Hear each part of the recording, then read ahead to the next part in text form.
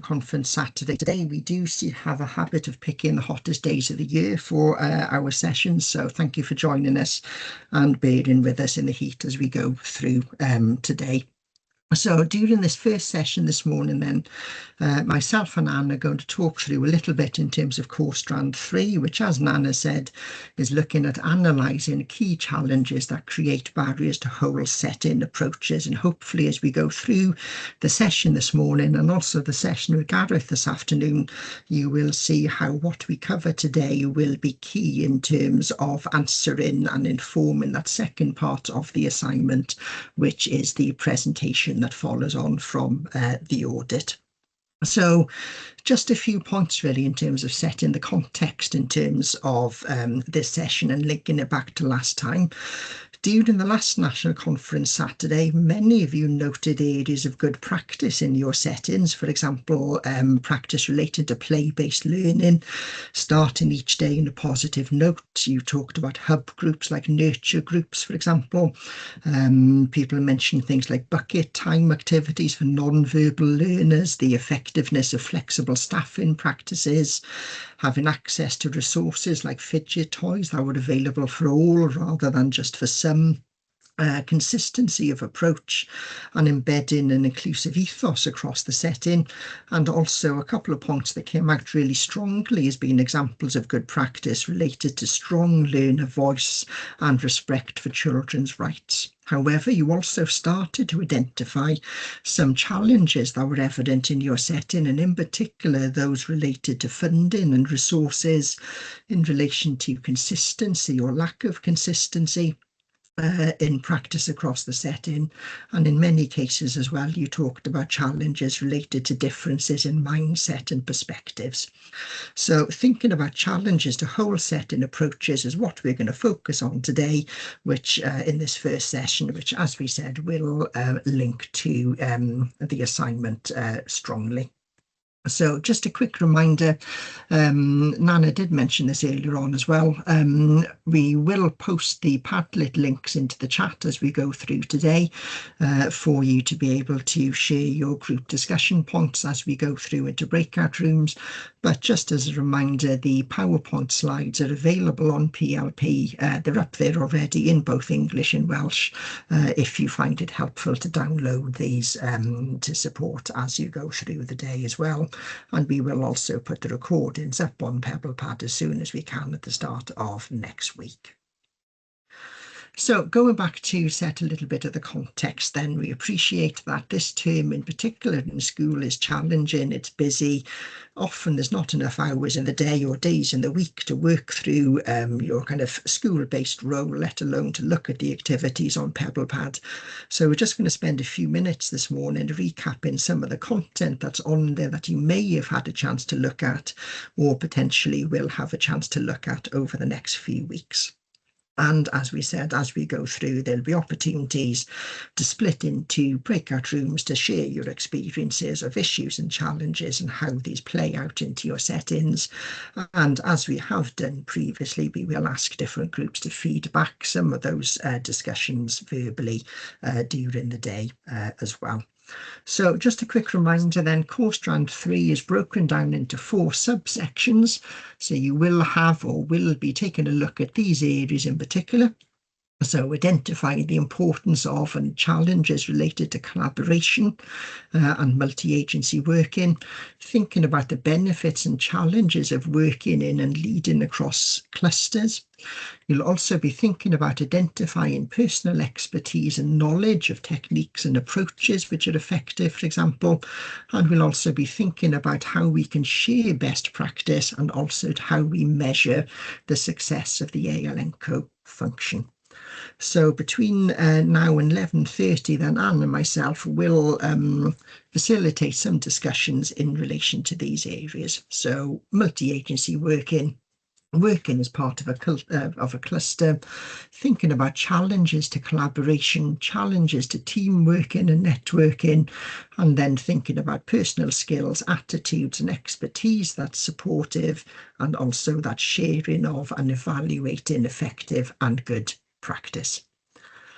So just as a quick recap of some of the information that's up on PebblePad, I'm not going to go through this in any great detail, but realistically, core Strand 3 activities and readings on PebblePad will give you the opportunity to think about what we mean by effective collaboration and multi-agency working. Thinking about the range of different stakeholders, which I know, as Nana said, has come up in different modules previously as well, that might be involved. What are the skills, attributes and attitudes that are required for practitioners to work effectively in a collaborative and multi-agency way?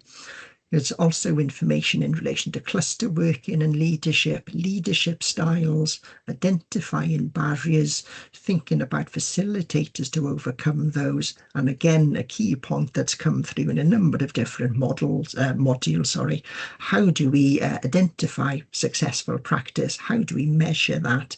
And importantly as well, how do we share that effective practice with others across wider networks as well as within our setting? So starting to look at some of these substrands in turn, then first substrand looked at collaboration and multi-agency working. And within the ALN Code for Wales, collaboration and integration where services work together to ensure ALN are identified early and appropriate coordinated support is put in place to enable children and young people to achieve positive expectations, experiences and outcomes are noted as key principles which underpin the ALN system. Now, taking that a little bit further, Florian and Spratt back in 2013, for example, suggested that a key feature of multi-agency working was a need for practitioners to be able to work in collaboration with others. And they saw effective collaboration as being a means to improve education in terms of development, innovation, reforms, research and strategy, and the sharing of resources, as well as being key in terms of reducing educational inequalities. Policies and legislation within education, especially in relation to special educational needs or additional learning needs, have sought to inform a range of both approaches and terminology surrounding partnership working and promote the idea, for example, of supporting joined up solutions. So the ALN Code for Wales further practitioners and with children and young people and their families, in addition to practitioners from external agencies. Like Florian and Spratt, Todd again in 2013 suggested that multi-agency working was linked to numerous benefits, including improved services, joint problem solving, for example, whilst Hellowell et al. More recently, in 2022, highlighted that collaborative multi-agency working had been reinforced by experiences during the COVID pandemic, especially in relation to supporting SEND learners in England, and highlighted the effectiveness of such approaches. Roberts and Simpson 2016 suggested that when we work collaboratively or in a multi-agency way, that there are a range of stakeholders involved, and it's important that we recognise that stakeholders may be located in different professions. For example, health or social care might include practitioners from a range of community groups and support organisations, and each stakeholder may hold their own perceptions and ways of working. And as underpinned by Welsh Government, children, young people and their families are also key stakeholders, and that their collaboration in processes is vital if outcomes are to be appropriate and successful. Weymouth 2016 noted that ideally relationships between stakeholders within partnership working should be built on solid foundations of mutual respect and trust, and a common understanding of and drive towards supporting children and young people. If anyone's had the opportunity to take a look at some of the case outcomes from the Educational Tribunal Wales, for example, case outcomes also underpin the importance of mutual trust and understanding and shared perspective, where many cases that had been referred to the Educational Tribunal lay very much in terms of different perspectives as to what support could be or should be offered for learners, for example.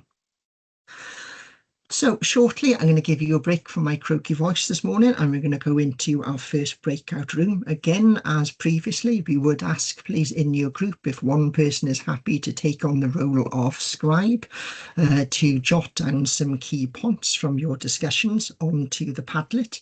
So there is a QR code to this Padlet on the screen. I've also shared a link to this in the chat, and if anyone's downloaded the PowerPoint, then the blue Padlet word on there has also got a hyperlink to this as well. So there's a number of ways that you can get to this. So in particular, in your breakout rooms this morning, we're going to give you 10 minutes or so to think about multi-agency and collaborative working in your settings. And in particular, we'd like you to think about 3 key features. So in relation to multi-agency collaborative working, first of all, what do you see as being the barriers within your settings? Secondly, we're going to ask you to think a little bit more positively. So there may be barriers and challenges, but equally, hopefully, there will be examples of facilitators or enablers to support multi-agency and collaborative working as well. And we'd also like you to think a little bit about identifying who some of the stakeholders may be in relation to your setting in terms of multi-agency and collaborative working. So there's 3 quite big questions there to think about in that space of 10 minutes. If you do have time at the end as well, the last minute or so, it would be interesting potentially within your groups to think about in terms of those barriers, facilitators and stakeholders that you identify, are there any that are common across your settings, and are there some that are more context specific? So I'm going to ask Anne to